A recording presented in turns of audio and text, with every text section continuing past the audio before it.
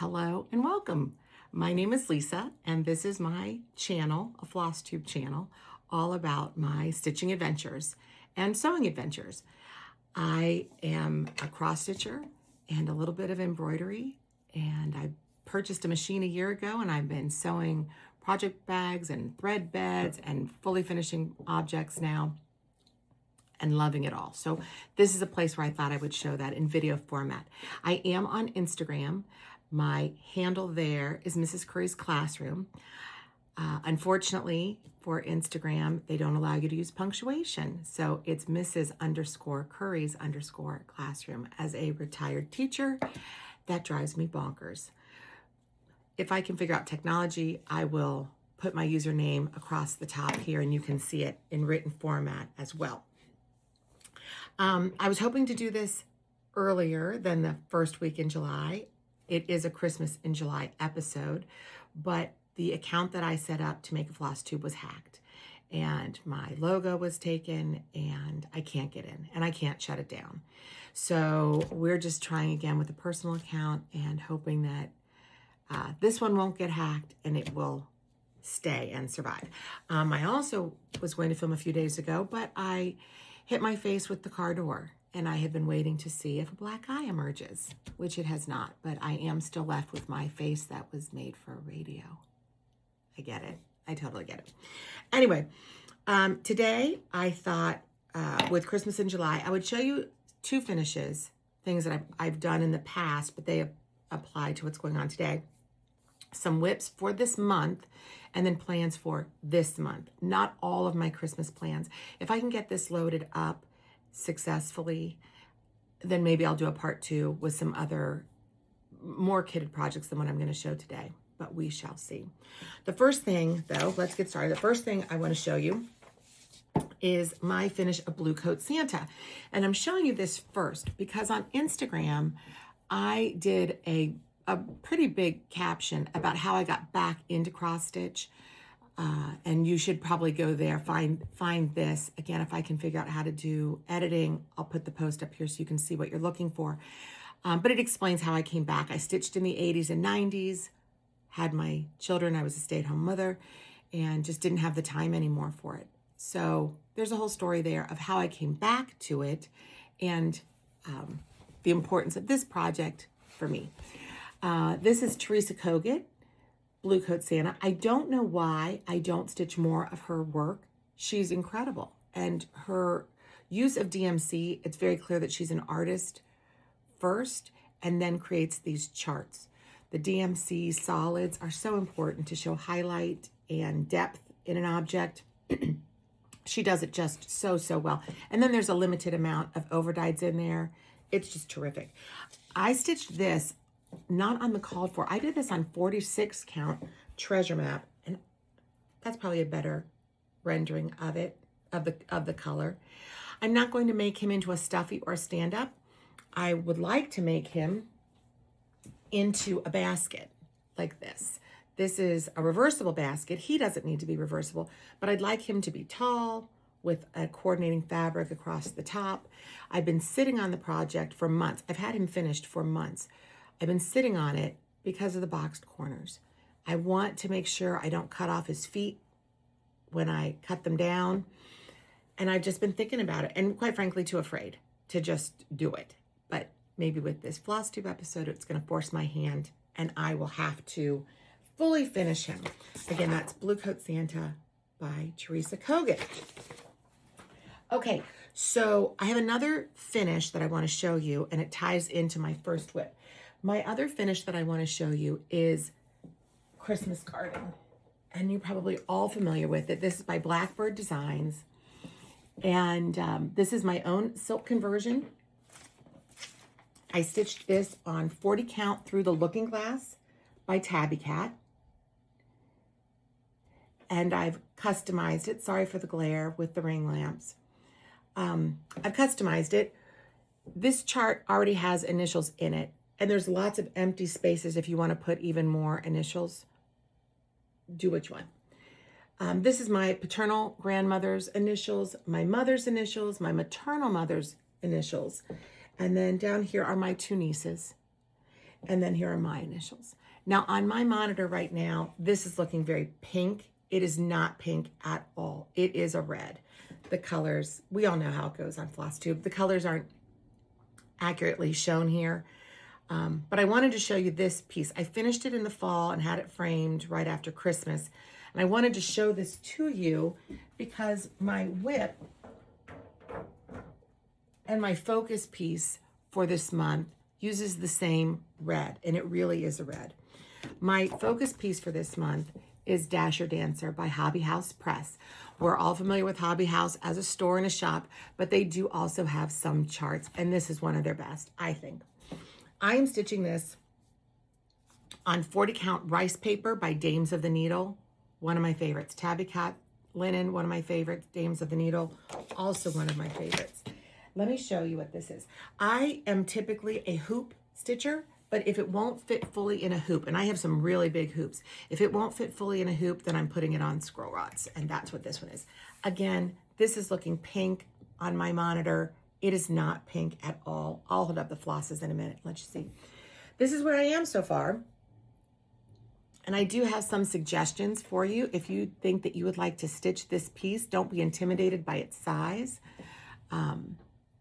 I do think because it's a Quaker style, it's absolutely beginner friendly. You just have to decide how you're going to stitch it in a hoop, in hand, on rods. My suggestion for stitching this piece, oftentimes on a larger piece, if it doesn't have a border that goes all the way around, I'm a center starter. For this one though, I decided to build in this top border because I wanted to use all of these letters as landmarks for the other objects. So I would know if my motifs were accurate in location. It's okay if you're off by several threads. It's a Quaker. There's room to move and adjust, and it's fine. But I would try and get your top border in so you have something to work with. My other suggestion is this ginormous tree in the middle. For me, that repetitiveness is a little bit soul crushing, to be honest. So what I've been doing is every time I have a session, I stitch a poinsettia and then I go treat myself somewhere else. Do a poinsettia, treat myself someplace else. I've added the date because I have committed. This is really going to happen this year. It's actually going to happen this month. This is getting finished. I'd like it to be in a coordinating frame for Blackbird Garden, or I'm sorry, for Blackbird Designs Christmas Garden. Again, it's looking pink. It is absolutely not pink. It's red. That's unfortunate that that is not showing up very well. Okay. let me use this to show you. Here's another tip regarding this piece. I'm using Belsois, Classic Colorworks Belsois Silks. Boy, does that look pink. That is just not accurate at all. Anyway, they give you, the chart tells you how much floss you need. And I'm going to tell you to buy more. And the reason is, as you're finishing a motif, you might say, oh, I only have a little bit of floss left here. I'll just set it down, pick up a new length, and then start a motif. Maybe use two to do a motif, two flosses to do a motif. You have a little bit left, and you're like, I'm not going to start something with something so small. I'll chuck it.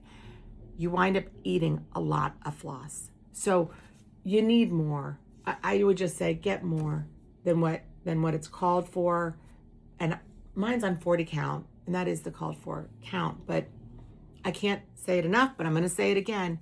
Get more than what you think you'll need, especially because dye lots change so much. Belsois does a pretty good job, or Classic Colorworks does a pretty good job. It's not pink, it's not raspberry. That's what I'm seeing, but that's not it in real life at all. Okay, the next whip that I'm going to show you might not seem like a Christmas whip, but it is, and I will explain why. My next project is actually in a project bag I made. Now this is where I've ended up with sewing. When I first made project bags, and those are all Halloween and fall bags, I'll pull those out later. That's where the real magic of a beginner sewer lives. I'm getting better. No, I'm not making these for sale. This is just for me, and I'm just having fun. But in this bag is Julia Rachel de la Mer. And I'll explain why this is a Christmas in July situation. Here's my progress so far. I think this one became very popular when Jackie Comfort Stitcher showed it on her channel and did such a nice job explaining her color changes and where she was going with the piece. And I just loved it. I thought I really want to give this one a try. This is on scroll rods. When I'm actually stitching on it, I put it on the rods. I do add extra fabric at the top, so I'm not eating up the called for linen when I roll it up. This is actually on the called for. This is on 40 count button box medium dark by Mason Linens. I had some in my stash, and it's perfect. It's what it's charted for. A couple of things on this one. I have a hanging thread that looks black on my monitor. That is crazy. This is the called for blue in the bells. I wanted to try and customize this and put in some purples. Purple is my favorite color. And I was swapping in some purple here. Let's see if I get it closer. If that'll show up. It's still looking black on my phone. We'll see what happens when I go to upload this. There are pictures of it on my Instagram so you can see the changes. I decided to dedicate this piece to my maternal grandmother. Her name is Ida Bell, but everyone called her Doll. Fantastic nickname. I like to say to my brother and my cousins that I was her favorite grandchild. I'm sure she made everybody feel that way, though. But I'm still going with I'm the favorite. Clock that. My niece has taken up knitting, and my mother gave her my grandmother's knitting supplies. And in the bottom of the supplies, my niece found a label, my grandmother's label. And I decided that down here in the dedication where I put my grandmother and I'll put her birth year, I'm going to get this label inside the project. I'll sew it down some way, but it's going here. As I was stitching the butterfly, I wasn't filling it in because I thought I could customize that to my grandmother's favorite colors. My mother said that her mother's favorite colors were green and gold. And so I was looking to maybe incorporate some of the green in the border into the butterfly. I really don't want to have to take out the pink, but we'll see how it goes. But I would like to try and customize that to my grandmother's colors. But I'm thoroughly enjoying the project, and we'll be working on this in July. So why is this a Christmas in July project? My grandmother's birthday is in December, and I very much would like to have this finished before her birthday, which is the first week of December, just to have it finished and to honor her. This is something that will be up year-round on the first floor in my house. My craft room, I guess this would be a good time to talk about the craft room situation. My craft room houses all of my framed pieces, but they're actually hung on a wall off to the side. It's not hung to look aesthetically pleasing. It's just a housing spot for them. And then when the seasons change, I take them off the wall, I take them downstairs, and then I put them in frame holders.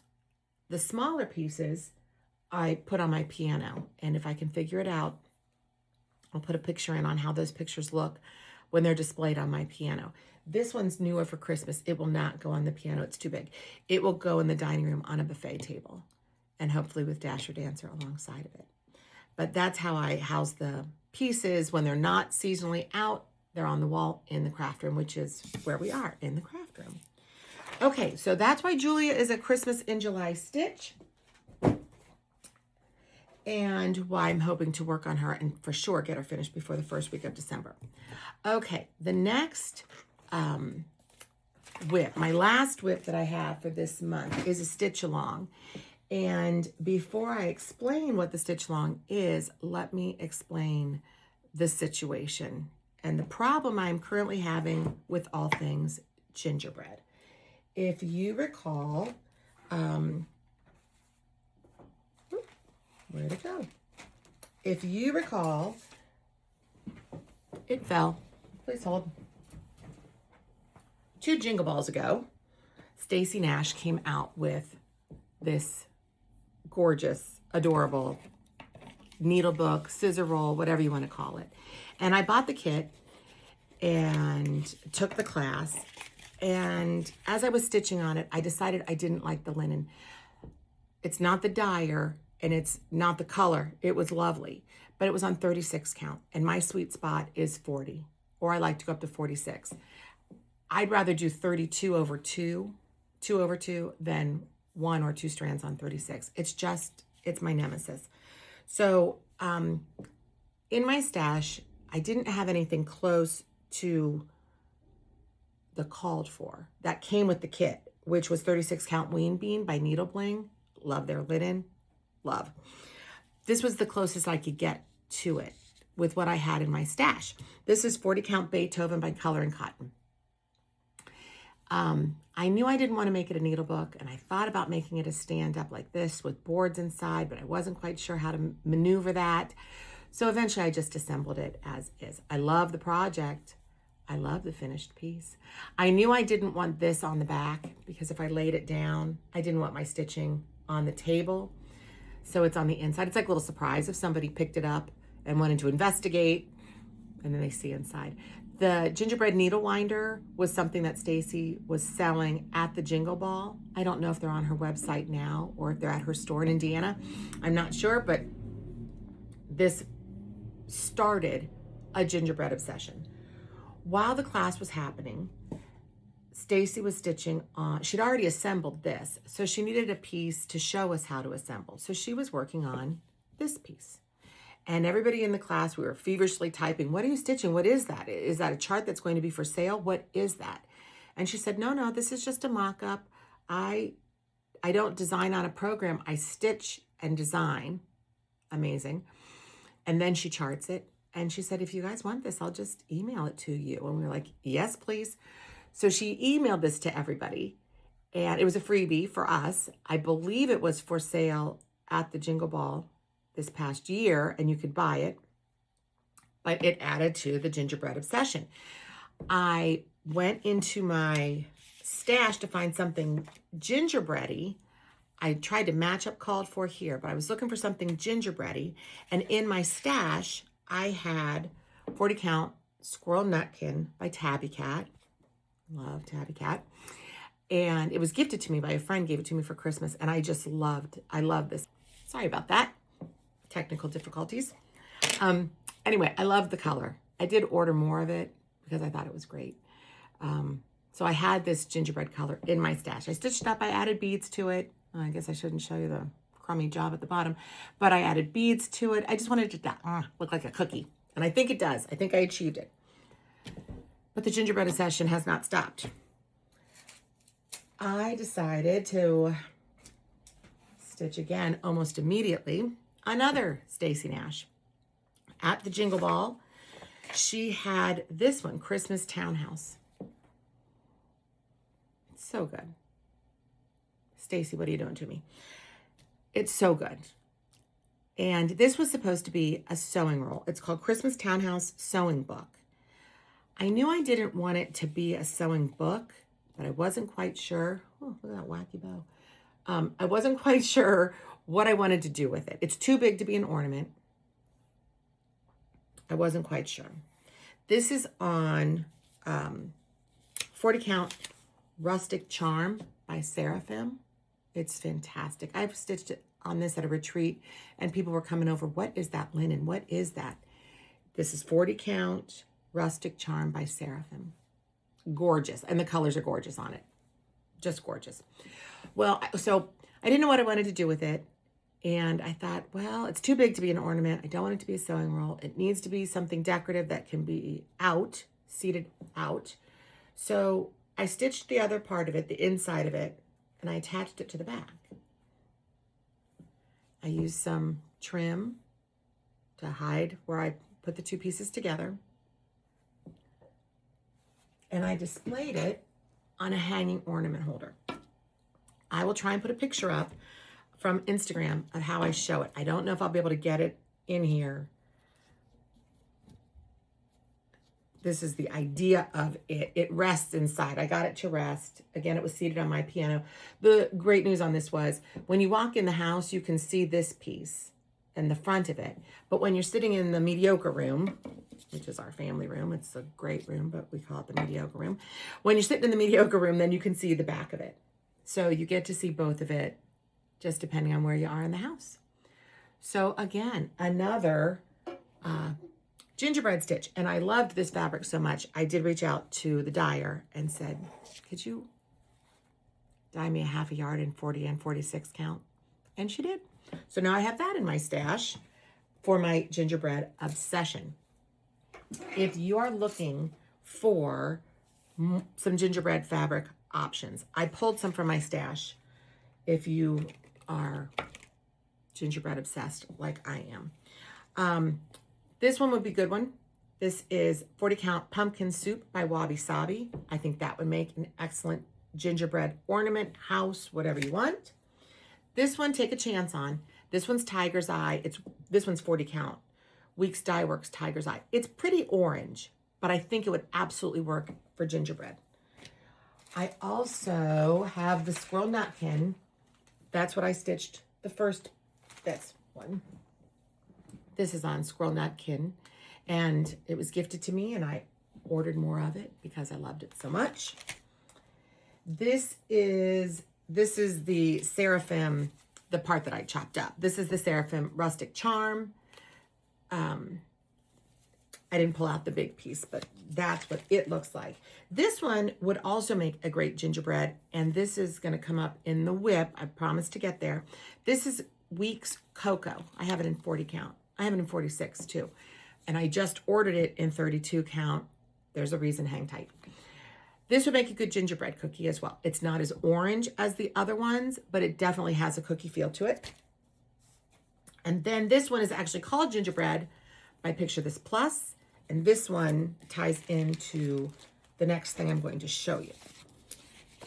This is my whip. When I saw this, I knew I was going to join Patreon.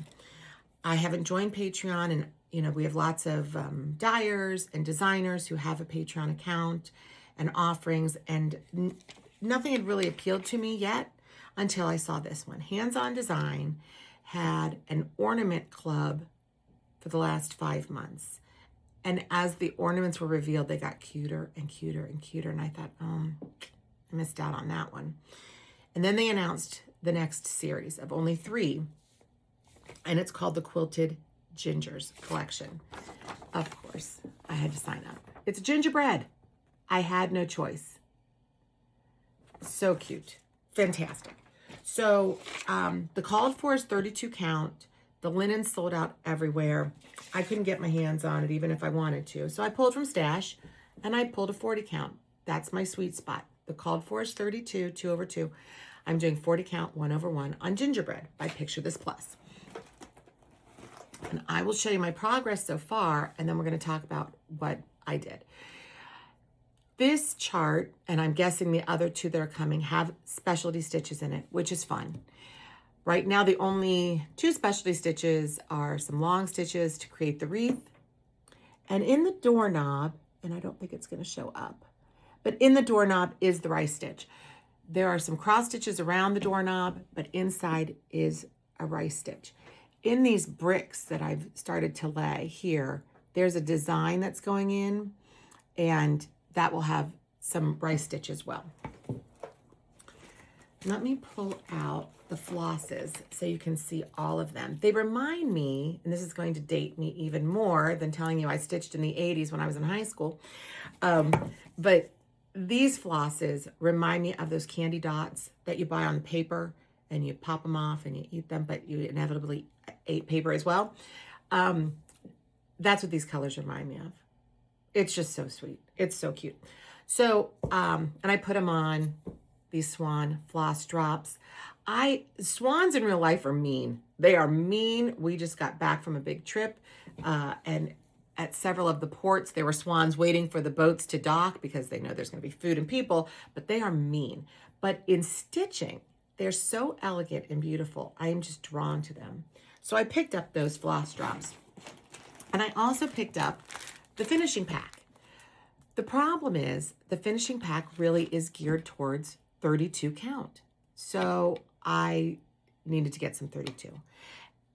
In the Patreon chat room, someone had posted, I believe it was Kathy of Hands On Design, posted that Big Bad Wolf's House of Stitches, which is a shop here in Ohio, had some 32 count Weeks Cocoa that would work. And she laid the flosses on top of the Weeks Cocoa to show how it would look. And I thought, yep, I need to get some. So I ordered it. It's not here yet, but I ordered some 32 count so I can make them, finish them with the finishing kit that I got off of Lindy Stitches. These on the 40 count, I'm going to make into a triptych, which Kathy talked about or has intimated that it will be something that she'll show us how to do, to turn the 3 gingerbread houses into triptychs. This is a hint, I'm guessing, as to what the other 2 will look like. Because I'm on 40 count, that rice stitch was going to be tricky with the DMCs. So I pulled out a 103 silk.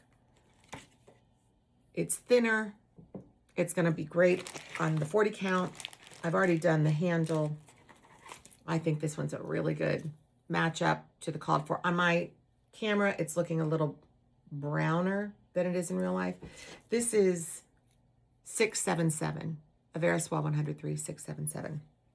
And that's what I'm going to use for the rice stitch moving forward. I do have this, how perfect is this, with the Gingerbread Obsession. I made a project bag a while ago, actually, with some gingerbread fabric. I think I found it at Hobby Lobby. I had picked up the gingerbread zipper pole that was at Lindy Stitches, at Jingle Ball. Of course, a thread bed. This is really what got the sewing situation off and running.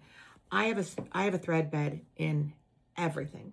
If I'm going to start it, there's a thread bed in it. It's my favorite tool. I mean, obviously, proper lamp, etc. But it's an unnecessary tool, but for me, it's invaluable. When I am using, especially with DMC, and you've cut off your strands, you've got those 5 that you aren't using, you can lay them in here. In this case, I was working with 2 different shades of pink to build the bricks. Let's take a peek. There's 2 shades of pinks in there. So I have a needle with one pink and a needle with the other pink. And then the other extra flosses are side by side. So it's just, I don't want to put them back on the drops. I don't want to lay them on my bed, or not on my bed, on the couch or on my clothes, or, you know. So for me, it's all about the thread bed. So that one's going to be a one stitch in July, and I'm going to do it both in 40 and 32 count in the month of July as far as my whips go.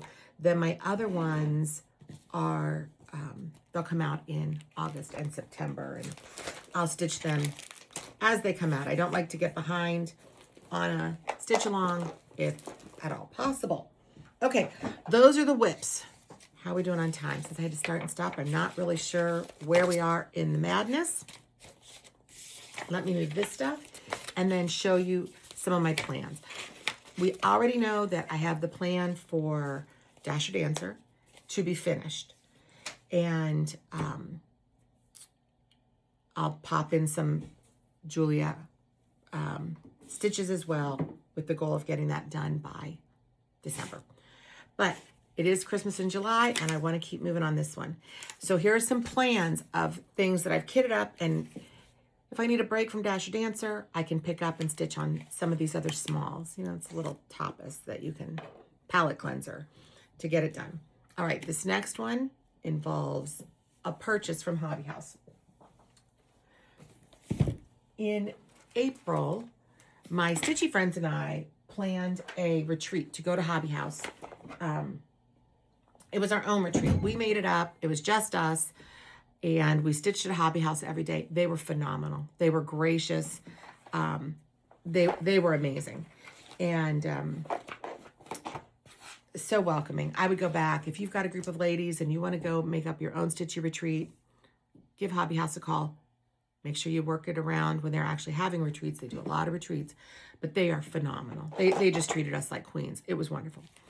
Anyway, the whole drive there, it's a 6-hour drive from where I live to Hobby House. The whole way there, I said, I'm not getting a Winterberry. I don't need a Winterberry. I have those jewelry boxes that we've all converted into sewing boxes. I also have a makeup train case from back in the day when I cared, and I converted that into a stitching box. I don't need a Winterberry. And then I got there, and they had a Winterberry that coordinated perfectly with my mediocre room. It's a tan color on the outside. It's got the sagey green on the inside. Again, if I can figure out technology, I'll put a picture in because I put a post on it on Instagram, but I'll put a post up. And I thought, well, I'll just get the square one. I don't need the oval. Ovals are not my favorite shape. Squares are more functional. They don't take up space on a shelf. You know, you can take them right into the corner. I don't need the oval. So I bought the oval because, and then I was like, okay, well, there's a whole set. So I bought the long spool, the long one. It holds spools, but I put my glasses in it for that one as well. And those are downstairs in the mediocre room. And of course, my friends will make fun of me, as you do when you announce repeatedly you're not buying something and then you buy 3. Anyway, well, then when we were at Hobby House, they were showing this new color that they had gotten in. And as I said before, I didn't need oval. I don't like the oval shape or whatever. Well, as I was stitching with the tan and green one, the oval box became invaluable. When I am seated at my scroll rods, when I'm seated at my scroll rods, I'm locked in. I call it the cockpit. I am locked in. Everything's around me. And I keep that oval box next to me on the couch or on the end table, depending on how far down I've moved on the couch. Of the 3, it's my favorite one. Of course, the one I said I didn't need. Well, then I saw this color and I thought, oh, girl, what are you doing? So I bought it. It's a burgundy color. Now, see, this is more like the color of my floss, not the pink that it's showing on the screen, but this one's showing up pretty accurately. Sometimes on those Winterberry boxes, you open them up and the colors, it's pretty, but it might not be what you want. Well, when I opened this one up, yes, please. This brown suede, gorgeous, gorgeous. So I bought this only in this color. I don't need it in any other color. I've said that before. I don't need it in any other configuration, just in this one. I thought I'd have it out at Christmas time, or I have a winter retreat I'm going to. This could be the box I use. With my stitching boxes, I do like to make coordinating needle books. And if I got that picture up successfully, you'll see that I made a coordinating needle book for the tan and sage box. This one needs a needle book, and it needs a scissor fob as well. I had already pulled out and kitted up this chart. Again, the Jingle Ball. The Jingle Ball will do you in. This was a retreat piece. I believe it was an exclusive from Stacey Nash a while ago, and she offered it at the Jingle Ball either last year or the year before. I can't remember. This one's called Snowball Fight Pin Keep Stack. There are 2 designs in here. And I initially cut fabric to do it on the red. This one I think is Weeks Dye Works Aztec Red, and I knew I didn't want to use that. It leans a little warm tone to me, orange to me, and for Christmas I really wanted it to be a bluer red. So I went with 40 count Rose Red by Number 12 Stitch Company. This is another one of my favorite dyers. I'm almost regretting telling you that because you're going to scoop up more of the linen I love. But she's great. She's in Australia. I'm in America. She ships quickly. You're not hit with you're just not hit with all the tariff nonsense. It's great. I can't recommend her enough. And she'll work with you. If you don't see it on her site, send her a message. Ask her if it's in the rotation soon. She's been great with me. I just can't say enough about her, Nicola. She's fantastic. She's on Instagram too. So you could probably message her on Instagram or her Etsy shop. Either way, she's fantastic. All right, back to this. I was initially going to stitch it as called for, but then I purchased the box and I thought, nope, I think it needs to be on a deep, rich brown linen with a gorgeous red for the mittens. Here the mittens are in brown. I'm going to flip everything. I'm going to do it on a brown and make the mittens red. So I also know I'm going to make it into a needle book, so I need to shrink it. It's got to be on 46 or on 56. I pulled some silks for it, some 103s for it. I think this is going to be the one. I pulled 2. I'm sure on my camera it's going to look like I'm stitching them in pinks. This is the one I'm going to go with. Boy, those still look, don't those look pink? I hope they don't come across as pink. This is the one I think I'm going to use. This is 524, but I also pulled up 109. This is a Christmas red. See, that looks like magenta. But it suits as a red in real life. Anyway, this is what I'm going to go for. I pulled up a brown already. This one is 103, 302. I think these two are peanut butter and jelly right there. Love it. I hope those are going to work. I'll play with some fabrics and we'll see which one works better. There's also a white in there. I pulled a white and a cream. I want to see how it plays on the fabric. If it bleaches out, if it's just too bright, I'll go with cream. We'll see. It also calls for a green, but I need to see how that green functions in the chart before I pick the green for it. I pulled some fabrics as possibles for it. I pulled out, this is 46 count Mackinac Fudge by Needle and Flax. It's a gorgeous brown. Oh, maybe when I put them all up together, we'll be able to see how they look. In real life, it coordinates way better than what it's showing on film. This one is 46 count Autumn Beach by Number 12 Stitch Company. Gorgeous. This looks yellow, and this is looking tan. They're actually shades of brown. I also pulled up, this is a 40 count bronze by Color and Cotton. If I decide I want to do 40 count, I'll go that route. And then I didn't have a lot of dark 56. The darkest 56 count I have is Vintage Sand Dude by Lakeside, but it's just too light. It will look gorgeous. It will absolutely be gorgeous. But it's too light for what I wanted to do. So those are some fabrics. That's the plan. Hopefully I'll have that all done in July. That is a good goal for me. I did make a project bag, of course.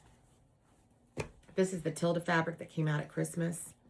What's inside? Just one of the coordinating Tildas. Of course, there's a thread bed. My thread beds are all different sizes. I use the scrap fabrics from the projects and just make a thread bed for them. If I figure out how to do the Flosstube. If I figure out how to do Flosstube and YouTube well enough, maybe I'll do a tutorial on how you can make these out of any scrap, out of any kind of interfacing or felt. It's invaluable. All right, let's tuck that away. And I just have a few more plans, and I need your advice on one of these. All right, let me put this down. Okay, the next piece is, I was at the Silver Needle retreat in the fall with Kitten Stitcher, Shakespeare's Peddler, Teresa Bennett, and we received this project, Season's Greetings. Fully kitted. It's gorgeous. You can't see it in the picture, but this is a cloche. You can see, there you go. You can see the white stitching all the way around. It's beautiful. Let me pull it out and then talk to you about the situation. Oh, here we go. Here's the cover. And I believe you can order these from Silver Needle. I think that they said you can, even if you didn't go to the retreat. They may have kits available, I'm not sure. But there's the chart. And this one came with 36 count Ren and a needle. I might keep it. I just did that bad mouthing of 36 count, but it's Pictureless Plus, and Pictureless Plus can run tight. So I might be happy with it, leaving on the 36. There are the flosses. It's gorgeous. Here's the situation and the dilemma with this piece, though. I am a Merry Christmas person as opposed to a Season's Greetings person. So I want to change the words. And this is why I hadn't started the project when we got it. I love the project. I didn't start it because I thought, how am I going to address this? I really wanted to say Merry Christmas. So I was discussing this with a friend. Her name is also Lisa. Everybody's named Lisa. She does have a floss tube crossed by floss. And Lisa had said, well, find a chart where you have Merry Christmas already written in there. And I just didn't think I had one. I'm like, I really don't think I have one. And she said, but you do. You stitched up Primitive Merry Christmas. There we go. And I had stitched it up last year. I hadn't fully finished it yet. We look and we don't judge. I haven't fully finished it yet, but I stitched it up and I thought, yes, these letters are what I want. It's the vibe I want. It's that old-timey Christmassy thing. This is what I want. Now, I have to be able to stretch it. And I don't know if I can stretch it. So I'm going to have to play with it. If someone has already stitched this or has a plan to make a Merry Christmas instead of a season's greetings for this chart, please reach out to me either on Instagram or here in the comments and let me know how you're doing it, if you don't mind sharing. Let me know how you're doing it. And sorry, somebody's texting. There we go. How you're doing it and any suggestions you might have for getting it to say Merry Christmas instead of season's greetings. I would appreciate that. All right, I have 2 more plans. Let's see if there's time. I'm not sure. This next one I've been sitting on for 2 years, at least 2 years, because I've been trying to wait patiently for Lakeside Linen Pear. It's the called for linen. This is 'Tis the Season. It's Blackbird Designs. We are all familiar with it. Let me find a picture where it doesn't show the chart. This is what it is. And I've been able to get my hands on vintage pear, which is beautiful, but I've seen 32 count pear in real life. And I thought I wanted it to be greener. So that's my 40 count vintage pear. It's beautiful. It looks great with the silks. I'll pull those out too. But I sat on it thinking, well, maybe she'll dye it. You know, maybe it'll come around. And some of my sources for Lakeside were like, she's really not dyeing anything that's not vintage. So, you know, it just might have to be this way. Here are the called fors. I did pull another red besides the called for. I want to play with it. Same with one of the greens. There's an ivy leaf in here that looks pretty yellow. And I might want to hit it with a different shade of green. I did pull a total neutral. If I wanted to go completely neutral, this is 40 count Boardwalk. I pulled it in 46 too, in case I wanted to stitch on 46. So 'Tis the Season by Blackbird Designs. I'd love to get it started. I need to just pull the trigger. I don't know why I keep thinking it's going to happen. She's going to dye just the regular pear and I will have the color. Girl, give up the dream. Just get started. This is the project bag I made when I was first learning how. Again, it's that Tilda fabric. This is experimenting with the quilting on foam. Okay, one more project for plans. Do we have time? Maybe we ought to just hold it there. If I can load this and I'm successful with editing and things like that, maybe I'll do a part 2 with more plans that I have. The only other stitching plan for July, besides the obvious stitching, I am going to a Stacey Nash retreat in 2 weeks for English paper piecing, which I have been fascinated with and wanting to learn a little bit more. So it's really focused for the paper piecing, English paper piecing, but it's my understanding that there will be a Stacey Nash, probably just a small to go with those pieces. And then word on the street is there might be an animal cracker. Just saying. Okay, that is everything. I mean, there's still a lot more here, but time-wise, I think that's all we can get to. Thank you for watching my adventure in Flosstube. Whether it uploads or not, I hope so. Remember, you can find me on Instagram, Mrs. Curry's Classroom with an underscore in between the words. And until we see each other again, happy stitching.